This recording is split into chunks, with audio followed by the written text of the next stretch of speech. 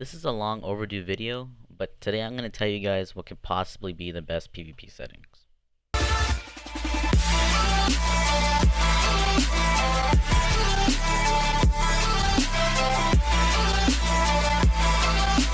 In this video I'm going to talk about PvP settings, INI files, and custom crosshairs. One thing to take note of is that people have different computers and different preferences, and with that said, there's probably no such thing as the best PvP settings. I believe the settings are dependent on the player and how the player chooses to use those settings to their own advantage. To start off, I'm going to talk about my own PvP settings and why I chose them, and this should give you a good idea on how you want to set up your own PvP settings. So, the game doesn't look too great. The beach over there looks so blurry. My hotbar is freaking tiny. And if I go into third person, it's all wobbly, like when I move side to side. Like, what is this? So first things first, I'm gonna take care of the, what is this tab called? Just options? Okay, yeah, the general options, I guess. I turned down music all the way down. I don't really like music at all. I keep master volume all the way up because the only thing that we're gonna be hearing is in-game voice. You gotta turn all that. You gotta turn the in-game voice all the way up so we can hear Katheri properly. And then sound effects to about 20 to 30%. I usually keep it at 20%. Then next we move into the graphics. I play on windowed full screen because I have two screens, and usually my other screen is for streaming or recording. So I usually play on windowed full screen. By default, these are the graphics. I think it's easier if we start off by using the low preset. It'll make things a lot more easier. So for resolution scale, if you want to play at like 1080p HD, or you just slide it all the way to the right, or I guess like whatever the maximum res is on your monitor, you just slide it all the way to the right. For world tire buffers, I usually have it on epic because my PC can handle it. So notice how I'm clicking epic when this pull down menu comes down and it doesn't work. What you gotta do is select something a little lower than epic and then go to epic. It's a weird little bug that happens in the menu. So yeah, tile buffers, epic. View distance, epic. Now, so my graphics card can handle epic, but my old graphics card couldn't. Now I have a 1070, and before I used to have a 750, and the 750 was able to at least handle high.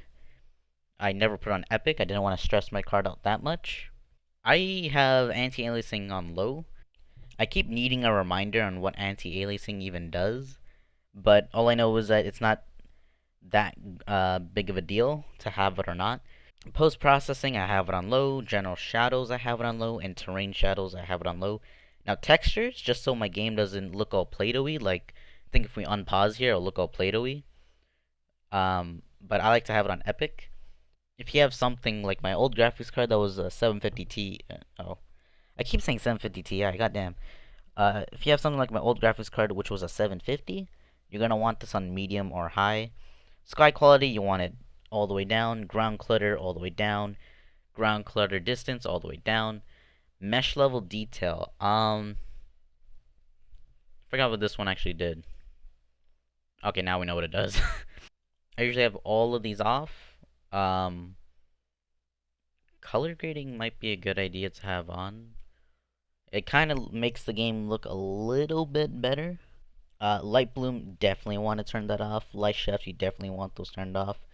Now if I hit like apply, and now I look around, it's not, okay, well this is the island map, so it is kind of shiny. Uh-oh. And low quality level of streaming, I usually have this off as well. So like the checkboxes, I have them all off. Moving on to the camera and I guess general scale. I used to have this, like both of these are around like 75%. So it's like this small now. But now I usually have it at 90 for both. About like that much. Or like 85 or 80, around there. That's what it kind of looks like. Now camera shake. So let's say an explosion goes off next to you. Your camera's going to shake all over the place. Make it all look dramatic, like if you were in Battlefield. That's not what you want. So you're gonna take that away. Camera FOV, this determines how zoomed in your camera is. So right now our character is in third person. If I bring it down here and I hit apply, oh, it's gonna zoom in. But if we go back into the settings and I put it all the way up, which I usually have it at, and we hit apply, it's gonna bring it all the way out. And the reason why you want it all the way out, it's pretty much just so you can see more, like more wider around you. That's kind of really key for PvP. In the sensitivity, I actually just leave it alone. For a game like Ark, if you're gonna edit your sensitivity at all, you should do it on your mouse DPI, which even like I don't even know what my freaking DPI is. I just use the default DPI that comes with my mouse. Now the third person camera offset. So if we actually go out of here, so oh, it didn't save. Okay. If we actually go out of here, there's the third person camera right here, and my character's in the middle. And if we keep this check marked, what happens is the camera moves a little bit to the right over my character's shoulder. So now it's a third person camera like what you get in Fortnite or like GTA sometimes. But this is my preferred camera. A lot of people would rather have it like in the middle like this, which is fine as well. I actually started out playing it with it in the middle anyways, but slowly I've adapted to use this option. Now the next one is third person interpolation. So pretty much, let's say you were to have the camera in the middle like this. When you move side to side, the camera's not really like fixed on you. It's designed, or it's, I don't want to say designed, I mean it probably is, but the camera's basically chasing you. It's not fixed on you and keeping like a constant view on you, you can say. You know, your screen's all shaky just from you moving, which is kind of bad. You know? So if you were to have a crosshair at this point and you were like trying to PvP in this, like it wouldn't be accurate. Like it kind of makes the crosshair completely irrelevant because you pretty much need to line up your character instead of your crosshair. So pretty much you have that checked off, and now when you move, the camera is fixated on you. As you can see, no more kind of like wiggling or anything, just a fixated camera on you. Yeah, so in terms of these checkmark boxes, I have both of these checked off. I want to talk about the game options now. To be honest, you can do whatever with these. These don't really affect performance, apart from a few certain things that you might want to check off. So I think if we actually go into first person, you'll be able to see this. So here am I going to walk forward, and you can see my screen sort of bounce up and down. And when I melee, my screen moves up and down. And this happens from camera view bob right here. Now you're just going to want to uncheck that. And now if we go back. Actually, no, that's not camera view bob. Oh, here we go. This is why. So camera view bob is for when you're running and your screen won't bounce up and down as you step. And then up top here, melee camera animations. That's what causes the melee cam and like your punches to not shake your screen. So now when I go to punch this tree, it's only the pick moving, nothing else. And the reason why you don't want your screen to be moving while you're like hitting stuff is just in case if maybe off there into the distance you see something. Like right now, if I was like punching and my screen was going like this, I wouldn't notice the what is it, Ichironis or something, the little seagulls that were flying. Like if I was going like this all the time, I wouldn't notice. But if I'm, god damn it, I keep hitting tab. But if I'm like this and all I'm doing is hitting a tree and it's doing its job with the pickaxe, I can still look over to the left there and see the little Pelagornis flying. I think I put sound effects a little too high. Alright, yeah. But going back to the top, inventory, access, no, sounds, I keep it checkmarked. Melee camera animations, don't have it checkmarked. Blood damage overlays. This allows you to basically see something that's bloody. I don't know if turning this off increases like FPS or something. I doubt it does, but it's kind of nice to have just so you know when something's about to die. Floating names. This is like in-game player names if you want them on or off. Join notifications. If you're, I guess, a Mega Tribe player, you should probably have that checked off. Chat bubbles. If someone's close to you and they're talking, you probably want to have this on. Like even like the enemy, like if they're talking in global and you're near them, you'll see a little chat bubble pop up. Even if they're behind a wall, you can sometimes see it like pop up for like a millisecond. You know, it sort of glitches. Um, Camera view Bob, we just talked about that. Uh, we don't want that at all. First person writing, don't have it checkmarked at all. You can always switch to first person anyways. Status notifications. This is, I believe, like when it tells you you're cold and whatnot. Fahrenheit temperature, it's really preference what you want for that. Auto chat box, if you're a streamer, you definitely want this off. Hide server info, if you're streaming or recording, and you don't want your server number to be leaked or shown, then you obviously want that checkmark. Torpidity effect, I think this is the effect that happens around your screen when uh, when you're building torpor, not when you're actually torped out. Show Steam name in chat, or chat show Steam name. I usually have that on. Toggle to talk. Now, never use toggle to talk. Whenever you join a server for like the first time in like your playing session, or whenever you join this any server period, it's going to have your mic as an open mic, even if you're not pressing the button. So if you have push to talk, you're gonna be talking through that mic, and there's pretty much like the only way to know that you're talking through that mic if someone tells you you are. Like if you ever see someone talking in game and they don't even realize that they're talking in game, it's because they have this option on. And I mean, it's a easy fix. It's either you just turn off this option, or you just have them double tap whatever their push to talk button is. You know, just basically toggle it on and off. So although it says that it's off, it's really on. And this happens whenever you join a server. I don't know why it's not fixed yet, but that's just a thing. So I always have toggle to talk off. Allow crosshair. If you have a custom crosshair, of course you're going to want to turn that off. Allow hit markers. Of course you're going to want that on. You want to know when you hit. Color item names. This is always nice to have, just so you can quickly tell what a rarity of an item is. Now disable menu transitions. Now I'm actually just going to go out of here real quick.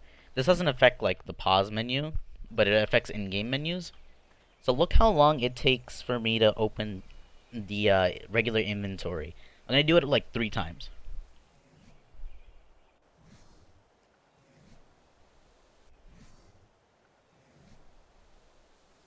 Alright, so every time I open the inventory, like, as soon as I press the inventory button, it raises the hand, and then it opens the inventory. Now, with this next option right here, if I have it on, disable menu transitions. Did I say transactions last time? I felt like I said transactions. Alright, well, it's disable menu transitions, and now look how fast the menu comes up whenever I open it.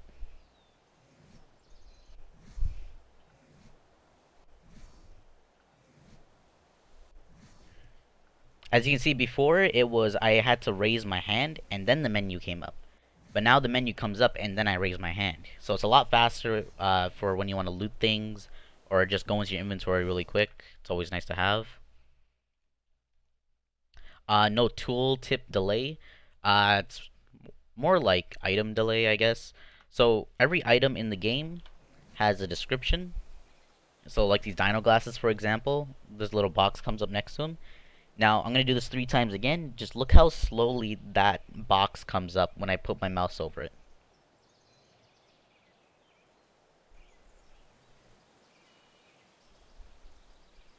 It's not that slow, to be honest, but if you wanted to make it faster, sort of like how we made the inventory come up faster, you're just gonna check that off.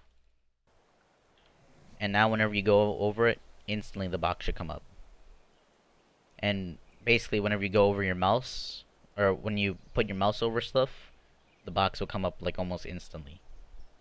So there's no delay. So pretty much we're turning off the delay for everything, just in case if one, you need to open your inventory, put it on new set of flak, or two, open your inventory and quickly like look at some stats or something on like armor, weapons, or whatever.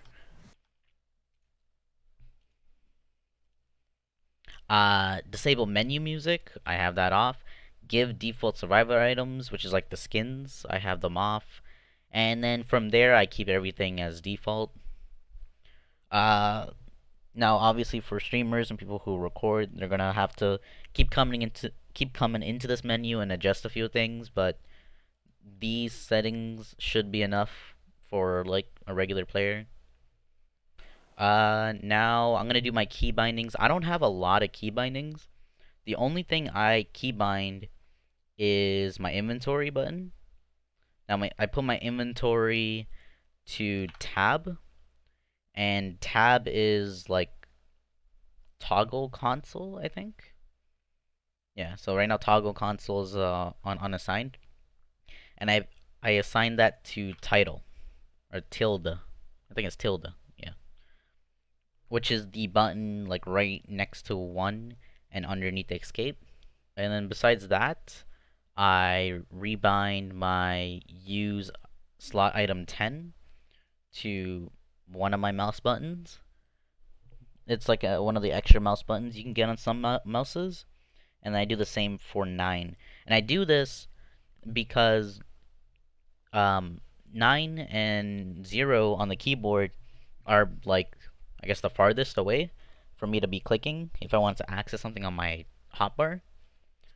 And it's just a lot better if I just had them bounded to my mouse, especially if I'm going to be putting some things in those slots that are like situational, I guess.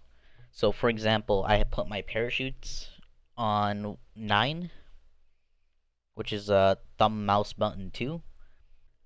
And pretty much if I need a parachute, I'm going to be pressing that mouse button, as it's basically just more convenient. And just think of like an actual parachute, like in real life. Like the little thing that you need to pull for the parachute to come out is going to be in a nice convenient place for you. You know, it's not going to be somewhere complicated. And then the last thing I like to rebind is Selfie Cam, which is down here in the bottom left. Now, a lot of people don't know that this exists, but right now it's bounded to right alt. I'm going to bound this to left alt. And left alt is actually bounded for craft slot item modifier, which that I would just put over to right alt.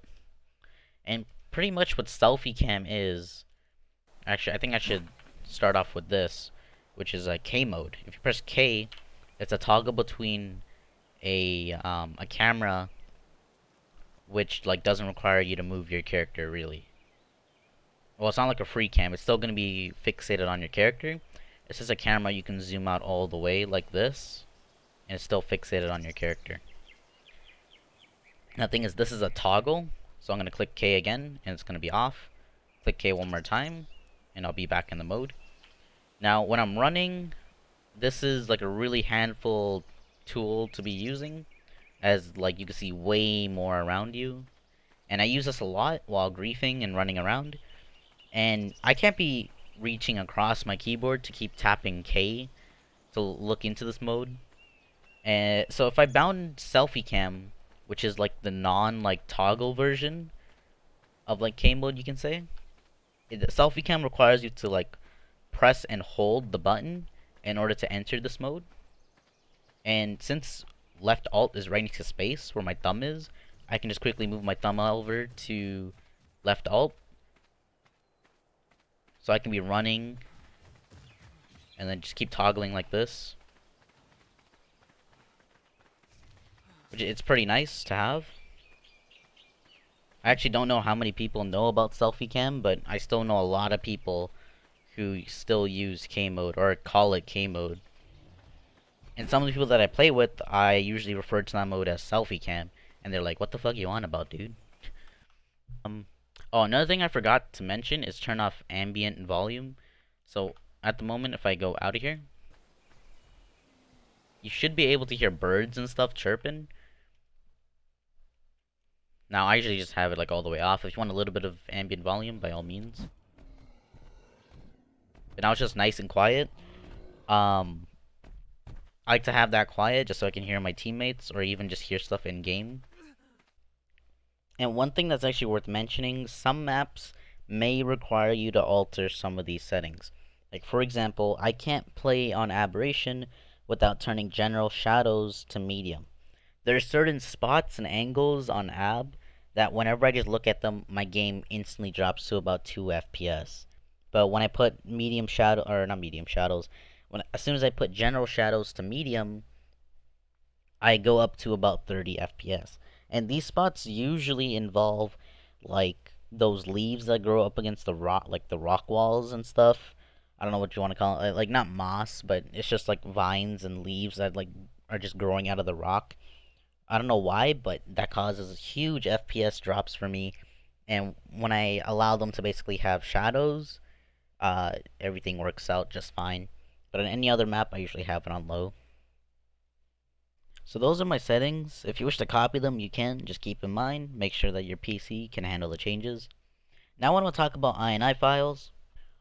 INI files are basically a way for people to alter their game to remove plant text and beer blinding effects, fog, water, and tree leaves.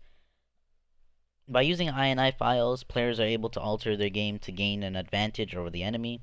From what I heard, INI files are actually capable of much more. This is a screenshot I took back in February. Below startup is my INI, which I don't use anymore and now it even works.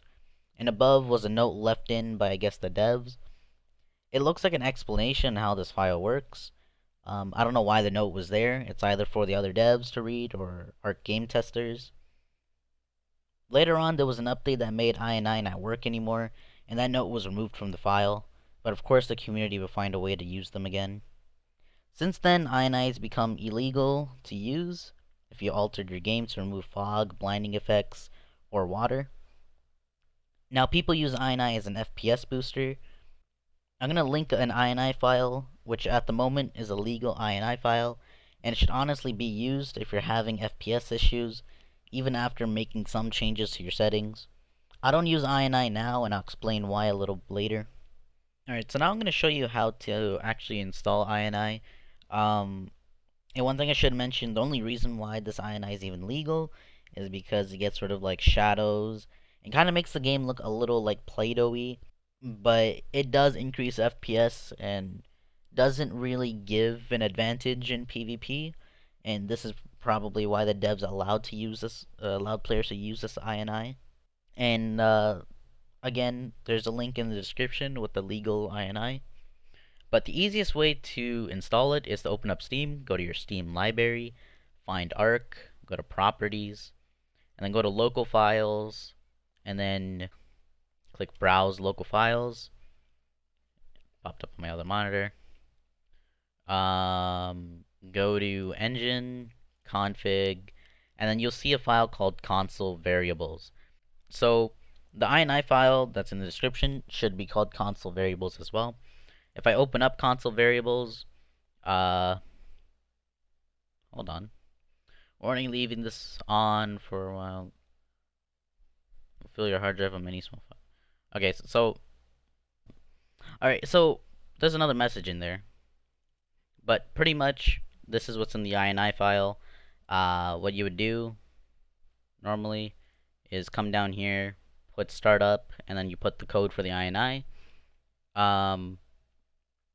But what you guys need to do is go ahead and download the INI. So here we go. So once you have it downloaded, as you can see, I have it in the mouse right now. Just want to drop it into there. It's going to ask you to replace it. You're going to go ahead and replace the file. I don't use INI, so I'm not going to replace it. But yeah, that's basically how you install it. Once that's done, you close this up and you start up Arc. If you want to use INI, by all means use it. If INI does become illegal again, even this legal file I'll update the description and probably put it up like a pinned comment or something, let you guys know that it is illegal to use this one. Well, if you want to use INI, there it is. Like I said, I don't use INI. And I'll shortly explain why. So now I want to talk about custom crosshairs. I get asked all the time, Titan, how are you so good with the default crosshair? And I say, I don't know, I just am. Of course, that's not really a serious answer. And to be honest, I don't even know the serious answer myself. I'm not going to show you guys how to install a custom crosshair. Like, I know of like 2 to 3 different ways on how to do so. I'm just not sure which one's the best one. Um, I'll probably just make a whole separate video for that anyways. But there was a crosshair which I think at the time was like the only not crosshair. There was a program that allowed you to have a custom crosshair, and I'm pretty sure at the time it was like one of the only programs that I knew about at the time as well, and it was called Overwolf. But like that little add-on or feature for the custom crosshair got removed from Overwolf because crosshair is being used in many competitive games, and apparently it gave players an unfair advantage. Um, and that's one reason why I don't use custom crosshairs anymore. Because if it does give me the upper hand over someone, I wouldn't want that. Would rather have a clean and even fight. Now I want you guys to just think about why you're even watching this video in the first place. For whatever the reasons are, I'm sure one of them is you want to get better at PvP. And the best way to do that is face your challenges and deal with them. I first noticed that from this Twitch clip. I used to fight against CT every day, yeah. I feel like that's what made me really good, is because I was playing against somebody that was better than me. But, like, it made me a lot better. In this Twitch clip, Pepper states he got better by versing someone who was better than him. And that was his challenge, and he had to face that in order to get better. Now, of course, that's a challenge for everyone. At every wars, griefs, you're gonna run into someone who's better than you. They may be better than you because of the situation. They may be better than you just because of general skill. But to me, using I and custom crosshairs in order to PvP is just a player running away from a challenge. And these challenges are pretty much presented by the devs. So if those two challenges are presented by the devs, being 1, play the game with regular graphics, and 2, use the default crosshair, then I'll do that, because that's pretty much how the devs wanted us to play. A long time ago, official servers didn't even allow the default crosshair, because that's how the devs wanted us to play the game on official servers. It's taking me 8 months to realize all this and to actually make a video on it. But what would it be worth if I wasn't honest about it? But hey, it's those who put in hard work that will be rewarded in the end. And those are my reasons to not use INI files or custom crosshairs. I challenge myself to keep things interesting, as well as fucking around with my friends, which is what you guys mostly see in the videos. But as a result of challenging myself, I've only become a better player. Hope you guys enjoyed the video. If you did, be sure to like, comment, and subscribe. And hopefully this helped you guys out. I'm just passing on what I know and experience to you guys. I've got something planned, so be sure to stick around for that, and I'll see you guys later.